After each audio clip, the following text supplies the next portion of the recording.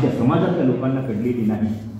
केवळ पेन पुस्तक आणि 4 भिंतीच्या आतमध्ये बसून घेतलं जाणारं शिक्षण म्हणजे खरं शिक्षण नव्हे, तर तुमच्यातल्या सुप्त गुणाला चालना देणारा प्रत्येक क्षण आणि क्षण म्हणजे खरं शिक्षण आहे. माझे अण्णाभाऊ साठे फक्त 4 दिवस शाळेमध्ये गेले, पण त्यांच्या नावाचे अभ्यास केंद्र रशियामध्ये चालतात. माझी बहिणाबाई कधी शाळेमध्ये गेली नाही, माझे गाडगे बाबा कधी शाळेमध्ये गेले नाही, पण त्याच्या नावाची विद्यापीठं चालतात. पण आज आम्ही स्वतःला हुशार म्हणणारं साधी डिग्री जर घ्यायची म्हटली तर आमच्या पोरांची ताकद निर्माण होत नाही. पण एक जबाबदार पालकांनो, तुमच्या समोर माझं एक प्रामाणिक स्पष्ट असं मत आहे की तुमचा पोरगा शाळेमध्ये किती हुशार होता यापेक्षा तो जीवनामध्ये किती यशस्वी आहे याला महत्व आहे. कारण कोटाच्या राजस्थानमध्ये जी पोरं आत्महत्या केलेली आहे त्यांची पर्सेंटेज तपासून पहा, 90च्या वर आहेत सर्वांना. मग ती पोरं हुशार नव्हती का? तरी त्यांनी आत्महत्या का केली? प्रचंड नैराश्य आहे, भविष्याचा काही विचार नाही त्यांच्या मागे. काय करावं, चाललो कुठे? आजची सध्याची शिक्षणाची व्यवस्था अशी झालेली आहे, पुस्तकामध्ये प्रश्न, गायडामध्ये उत्तर, शासनाची व्यवस्था भोका आणि उत्तर पत्रिकेत भोका.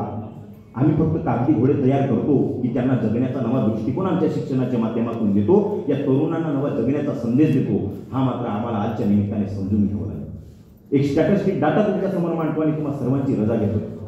इथे सन्माननीय मार्गदर्शक अध्यक्ष साहेब आहे, त्यांच्यासमोर मी काय बोलावा हा मोठा माझ्यामध्ये प्रश्न होता. पण हे अनुभव आहेत आमचे. 2013ला विद्यार्थ्यांनी, सुशिक्षित विद्यार्थ्यांनी केलेल्या आत्महत्येचा आकडा आहे 6034 एका वर्षात.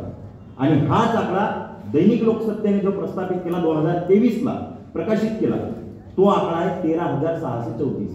दुप्पट पटीने आत्महत्या वाढलेल्या आहेत.